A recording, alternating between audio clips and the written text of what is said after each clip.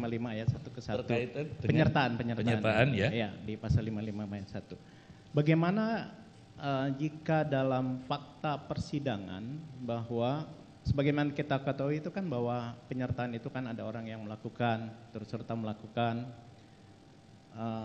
yang menggerakkan. Nah, bagaimana di dalam fakta persidangan itu terbukti adanya penganjur di situ, sedangkan di dalam surat dakwaan tidak ada pasal 55 ayat 1 kedua ayat 2. Nah, iya. Jadi bagaimana apa konsekuensinya terhadap dakwaan itu? Sedangkan fakta-fakta persidangan itu lebih mengarah ke penganjur. Bisa jelaskan, Ali? Ya, jadi begini. Fungsi surat dakwaan itu kan sebagai dasar pemeriksaan perkara di pengadilan, itu pertama. Jadi ketika dilakukan satu proses penuntutan itu kan disertai dengan surat dakwaan. Jadi pertama itu bisa menjadi dasar. Yang kedua adalah menjadi pembatas ruang lingkup. Karena ada asas bahwa pengadilan itu tidak boleh memutus lebih dari yang diminta. Kalau lebih dari yang diminta itu pembatasannya itu ada di dalam surat dakwaan. Kalau di dalam perkara perdata itu kan memakai gugatan dan seterusnya. Kalau di dalam perkara pidana itu kan surat dakwaan. Jadi surat dakwaan itu membatasi luas ruang lingkup perkara pidana yang diperiksa. Karena itulah maka fokus pembuktiannya adalah pada surat dakwaan. Di luar surat dakwaan menjadi tidak relevan lagi dari situ, karena itu adalah dakwaannya itu adalah sesuatu yang dituduhkan kepada terdakwa. Terdakwa telah melakukan satu perbuatan material tertentu, material perbuatan yang senyatanya dilakukan menurut rumusan surat dakwaannya, disertai dengan pelanggaran hukum pidananya yang dilakukan oleh terdakwa yang sesuai dengan rumusan perbuatan material yang dirumuskan di dalam surat dakwaan tadi. Dengan demikian itu kan pembatasnya. Itulah yang harus fokus dibuktikan, perbuatan materialnya terdakwa dan kemudian juga pelanggaran hukumnya yang sudah dirumuskan di dalam surat dakwaan. Kalau nanti pembuktiannya ternyata keluar dari itu, berarti ya surat dakwaannya tidak terbukti kan gitu. Karena itu tidak bisa terdakwa dihukum di luar apa yang didakwakan.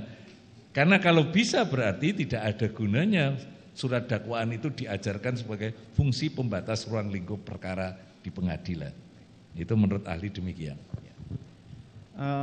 Sekarang kita bicara tentang penerapan pemidanaan retributif di sistem hukum pidana kita gitu.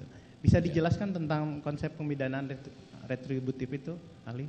Ya, konsep tujuan pemidanaan itu kan salah satunya itu adalah yang dilandaskan kepada teori retributif, yaitu pembalasan, bahwa pelaku perbuatan pidana itu perlu mendapatkan pembalasan yang setimpal berkaitan dengan perbuatannya.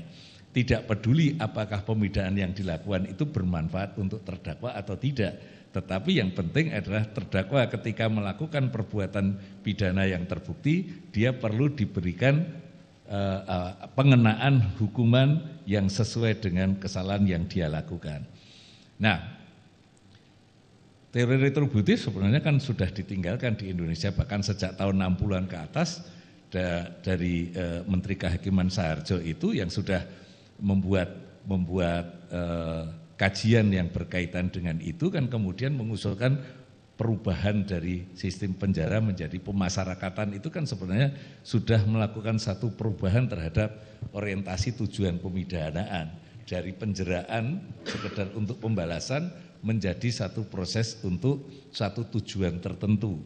Jadi tujuan tertentunya apa? Yaitu tujuan kalau ke depan supaya terdakwa itu bisa menjadi orang yang lebih baik lagi ketika dia selesai menjalani pemidanaan.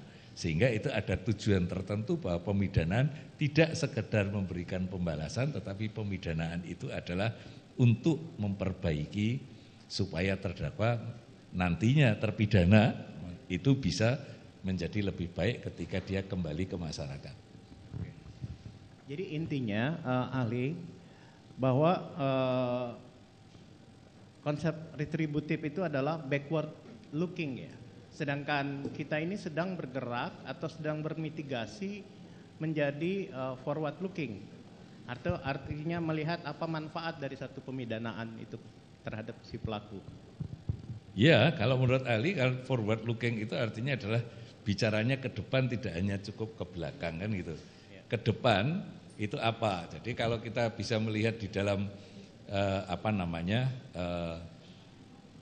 rancangan KUHP yang baru yang nanti itu sudah disahkan dan kemudian akan berlaku kurang lebih 3 tahun ke depan, itu kan sudah menuju ke sana bahwa pemidanaan itu dimaksudkan bukan untuk sekedar membalas seperti di dalam teori retributif tadi, dengan cara menegakkan norma yang ada di dalam ketentuan hukum pidana, kemudian untuk membebaskan rasa bersalah dari terpidana, kemudian untuk menyelesaikan konflik yang berkaitan dengan dilakukannya tindak pidana, dan juga untuk memperbaiki terpidana supaya ke depan dia bisa menjadi lebih baik lagi ketika dia kembali ke masyarakat. Terima kasih sudah nonton. Jangan lupa like, subscribe, dan share ya.